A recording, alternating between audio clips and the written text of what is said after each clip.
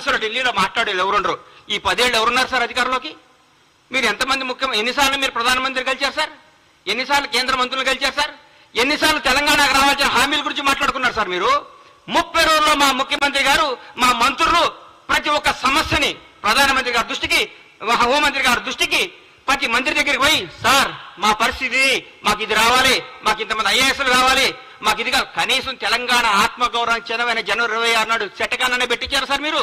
మా ముఖ్యమంత్రి గారు పోయి ప్రధానమంత్రి గారిని ఇట్లా రిక్వెస్ట్ చేసి, సార్ మా తెలంగాణ గౌరవం ఇది, మాకు ఇవ్వండి సార్ లెటర్ పంపిస్తే మాకు ఓకే చేశారు.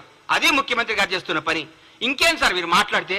మీరు ఏం కావాలి మీకు? మేము ప్రజల పరిపాలన కూడా బాగా చేయొద్దా? జనాన్ని వివేకవంతులు చేయొద్దా?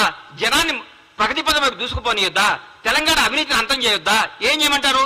10 ఏళ్ళు మీరు కనీసం, నేనైతే మీరు ఓటమికి కనీసం 2 సంవత్సరాల ప్రెస్ మీట్ పెట్టరు.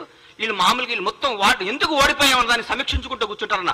అరే మా ఆగం పాడుగాను రోజు ఒక ప్రెస్ మీట్, ప్రతిరోజు ప్రెస్ మీట్ సార్. దేనికి? ఏం చేస్తారు సార్ మీరు? మీరు ప్రగతి భవన్ నుంచి వెళ్ళిపోయిన రోజు నుంచి ఈ రోజు వరకు చూస్తున్నా మీరు ఆ టీఆర్ఎస్ భవన్ లో కూర్చొని ప్రెస్ మీట్లు పెట్టుకోవాల్సిందే. రాబోయే 10 ఏళ్ళు, రాబోయే 10 సంవత్సరాలు మీరు టీఆర్ఎస్ భవన్ లో ప్రెస్ మీట్లు పెట్టుకోవాల్సిందే. మీరు ఈ ప్రజా ప్రభుత్వాన్ని చూసి కుళ్ళుకోవాల్సిందే. ఈ ప్రజా ప్రభుత్వం గురించి మీరు రోజు బాధపడాల్సిందే. మీరు ఏ విధమైన చేయలేరు. అధికార నియామకాల్లో కూడా సమాజం పాటించింది మా ప్రభుత్వం. ఎవ్వరికి ఎక్కడ బంధు ప్రీతి, కుల ప్రీతి, రాగద్వేషాలకు దూరంగా పెట్టి సమర్థవంతమైన నాయకుల్ని, నిజాయితీవంతమైన నాయకుల్ని నియమించింది మా ప్రభుత్వం. సగర్వంగా చెప్పుకుంటున్నాం. ప్రజల స్వేచ్ఛావాయువు పీల్చుకుంటున్నారు. అబ్బా ఎంత హాయిగుందరా! బ్యూటీ ఆఫ్ డెమోక్రసీ ఎంత బాగుందిరా! కాంగ్రెస్ ప్రభుత్వం ఎంత పరిపాలిస్తుందిరా! ఇందిరమ్మ రాజ్యం అంటే ఇదే కదా!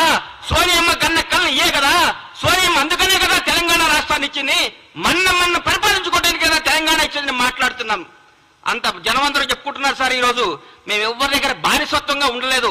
మీ దగ్గర ఏ బానిస బతుకారు కదా సార్. 10 సంవత్సరాలు తెలంగాణ ప్రజలందరూ బానిస బతుకుని తెంచుకొని వచ్చారు. హరీష్ అన్న, మీరు 10 సంవత్సరాల పాటు మంత్రిగా చేశారు. దయచేసి ఆత్మసాక్షిగా గుండె మీద చేసుకొని చెప్పండి. మీరు నిజం చెప్పండి. ప్రభుత్వం రేవంత్ రెడ్డి గారు అద్భుతంగా చేస్తున్నాడా, చేయట్లేదా? పరిపాలన బాగుందా లేదా? మీరు మనస్సాక్షి మీరు క్వశ్చన్ చేసుకొని మీరు మాట్లాడండి. ప్రతిరోజు ఏదో విమర్శించాలి. ఎందుకు ఇస్తారు సార్ మీకు ఎంపీ సీట్లు?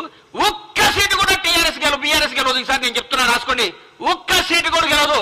రండి, మీ ఓడిపోయిన మంత్రులు అందరూ వచ్చి, మీరందరూ వచ్చి, మీకు దమ్ము ఉంటే అందరూ వచ్చి ఒక్కొక్క పార్లమెంట్ లో పోటీ చేయండి. అందరూ రండి, ఎంతమంది గెలుస్తారు చూద్దాం. ఒక్కడు ప్రజలు కోరుకుంటున్నారు కాంగ్రెస్ ప్రభుత్వాన్ని. ఈ రోజు ఢిల్లీలో ప్రతిపక్షంలో ఉన్నాం, రేపు అధికార పక్షంలోకి రాబోతున్నాం.